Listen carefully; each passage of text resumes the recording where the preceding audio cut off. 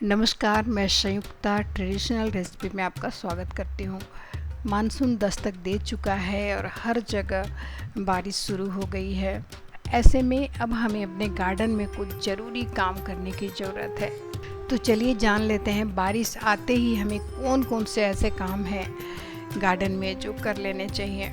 सबसे पहले आपको अपने गमले की साफ़ सफाई करनी है। कोई भी खरपतवार जम गया हो उसमें या कुछ भी हो उसे साफ़ कर लीजिए और साफ़ करने के बाद उसकी गुड़ाई कर लेनी है। और दूसरा काम क्या करना है, तो गमले को चेक कर लीजिए। आप देख लीजिए कहीं वो बंद तो नहीं हो गया है।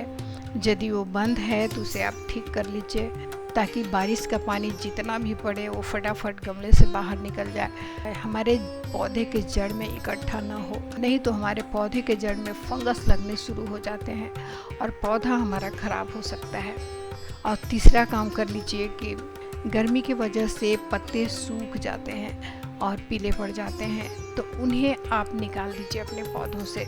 और यदि ज़रूरत हो तो थोड़ी मोड़ी इसकी छटाई कर दीजिए। हार्ड कटिंग करने का भी बहुत बढ़िया समय है आपके पौधे के लिए, तो आप अपने पौधों की हार्ड कटिंग भी कर सकते हैं, क्योंकि अभी फटाफट उसमें पत्ते निकल आएंगे और पौधा फिर से हरा भरा हो जाएगा।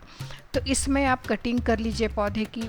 और चौथा काम जो है, और जैसे कि हमने अभी गुड़ाई करी है, तो हर 10 दिन में आपको अपने पौधे की मिट्टी की गुड़ाई कर लेनी है। उससे क्या फ़ायदा होगा कि मिट्टी हल्की हो जाएगी और जो भी बारिश का पानी कितना भी इसमें गिरे, तो जब मिट्टी हल्की रहेगी तो पानी फटाफट नीचे निकल जाएगा और पौधे में जमा नहीं होगा पानी। पौधे की गुड़ाई हर 10 दिन में कर लीजिएगा।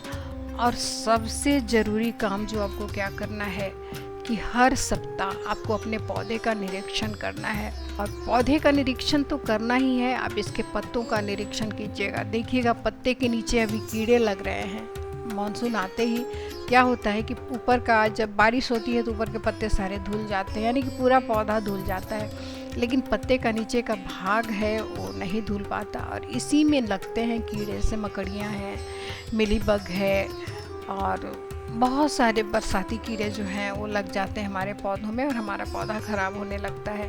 तो इसका निरीक्षण करना ज़रूरी है। और हर 15 दिन में आपको अपने पौधे में या तो आप लिक्विड फॉर्म में खाद डालिए या तो पाउडर फॉर्म में डालिए, कोई भी खाद आपको डालना इसमें ज़रूरी हो जाता है।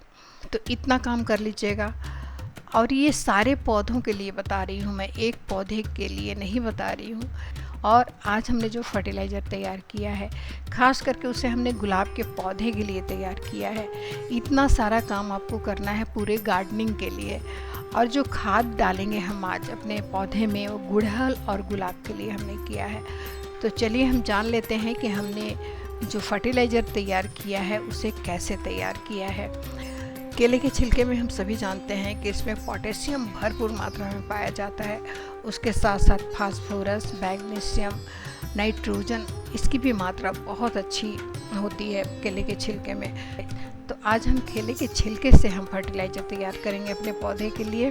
तो जैसा कि आप देख रहे हैं, ये केले का छिलका है। इसे हमने 2 दिनों से पानी में भिगो के रख दिया है। पानी देखकर आपको पता चल रहा होगा। तो 2 दिनों से पानी में भिगा के रखा है। और सबसे ख़ास बात इसमें क्या है कि जिस पानी में हमने भिगोया है वो पानी बारिश का पानी है। बारिश का पानी पौधों के लिए अमृत के समान होता है। अब अभी हमने देखा है कि जैसे ही मानसून आया, बारिश शुरू हुई और बारिश का पानी पड़ते ही पौधे हरे भरे हो गए, सारे खिलखिलाने लगे। तो इससे हमें पता चलता है कि बारिश का पानी कितना महत्व रखता है हमारे पौधों के लिए। तो जब भी बारिश हो, उसे कोशिश करिए कि पानी को आप स्टोर करके रख लीजिए। और बारिश ना हो उस दिन आप इस, जैसे कि फर्टिलाइज़र तैयार करना है तो बारिश के पानी में कर लीजिए। और कभी कभी जो पौधों की ज़रूरत है उस हिसाब से बारिश के पानी इसमें आप डाल भी सकते हैं। तो इस तरह बारिश का पानी स्टोर कर लीजिएगा। अभी तक आपने हमारे चैनल को सब्सक्राइब नहीं किया है तो प्लीज़ इसे सब्सक्राइब कर लीजिएगा। और वीडियो अच्छा लगा हो तो लाइक का बटन ज़रूर दबा दीजिएगा, क्योंकि आपका एक लाइक हमारे लिए बहुत ही मायने रखता है। तो ये 2 दिन से हमने रखा है इस केले के छिलके को। अभी हम क्या करेंगे, ये पौधे में डालने के लिए तैयार है। तो इसे हम पानी को अलग कर लेते हैं। तो इस तरह से पानी को अलग कर लेना। और इसके साथ एक चीज़ और हम यूज करने वाले हैं, जैसे कि हम सभी जानते हैं कि हमारे गुड़हल के पौधे और गुलाब के पौधे को एसिडिक मिट्टी बहुत पसंद है। कोशिश करिए कि हर 15 दिन में आप कुछ ऐसा न्यूट्रिशन डालिए इसमें जो एसिडिक हो। तो आज हमने जो तैयार किया है, ये केले के पानी के साथ हम कॉफ़ी का यूज करेंगे। तो ये 2 रुपये वाली सैशे है कॉफ़ी की। इसमें जितना हम फर्टिलाइज़र तैयार कर रहे हैं उसके लिए पर्याप्त है ये कॉफ़ी। इसमें आप निकालिएगा इससे तो ये आधा चम्मच हो जाता है। तो आधा चम्मच काफ़ी है जितना हम फर्टिलाइज़र तैयार कर रहे हैं। तो इसमें आधा चम्मच कॉफ़ी पाउडर को हम पानी में पहले घोल लेते हैं, उसके बाद हम ये जो हमने केले के छिलके का पानी है उसमें मिलाएंगे इसे। इस तरह से कोई भी अलग बर्तन ले लीजिए, कप या गिलास, तो उसमें आप इसे कॉफ़ी पाउडर को घोलने के बाद ही आप इस फर्टिलाइज़र में इसे डालिए ताकि अच्छे से घुल जाए। और अब हमें क्या करना है कि इसमें इतना ही पानी और मिलाना है। तो इतना ही पानी और हम मिला देते हैं, इसे डाइल्यूट कर लेते हैं। और जैसा कि हमने कहा कि हम गुलाब और गुड़हल के पौधे के लिए हमने तैयार किया है इसे, तो गुड़हल के पौधे में डालने से पहले सबसे पहले पौधे की मिट्टी की गुड़ाई कर लेनी है आपको। तो गुड़ाई करने के बाद ही आप इस फर्टिलाइज़र का यूज कीजिएगा। तो जैसा कि आप देख रहे हैं हमने गुड़ाई कर लिया है पौधे की। अब इसमें हम फर्टिलाइज़र का यूज करेंगे। तो 1 लीटर पूरा फर्टिलाइज़र हम इस पौधे में डालेंगे, क्योंकि हमारे पास जो गमला है वो 12 से 16 इंच का गमला है ये। तो इसमें हम 1 लीटर यूज करेंगे। कोशिश कीजिएगा कि मिट्टी इस तरह की होनी चाहिए, पूरी गिल्ली मिट्टी में मत डालिएगा फर्टिलाइज़र को, क्योंकि बारिश का समय है, मिट्टी तो बिल्कुल सूखी हुई नहीं मिलेगी आपको।